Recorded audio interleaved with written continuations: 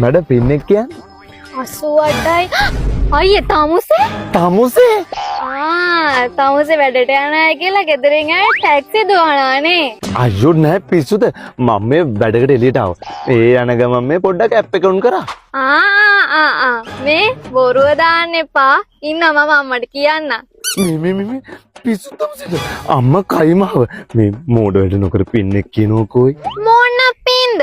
තමුසේ මට පින් දීලා මාව ගෙදර ගිහින් දානවා. මේ එහෙම කරන්න බෑ ඕයි. දැන් මේ ඇප් එකේ හයර් එක වැටලා තියෙන්නේ.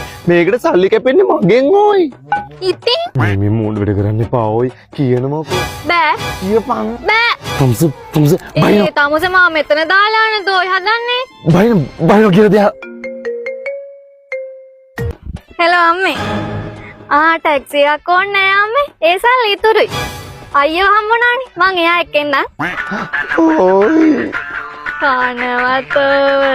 අසනවටම ලැබුණු එකෙක් මං අම්මගේ තාත්තගේ බාලම කොල්ලු. මෙල්ල වෙන්න කොල්ල කාඩ බචාරි.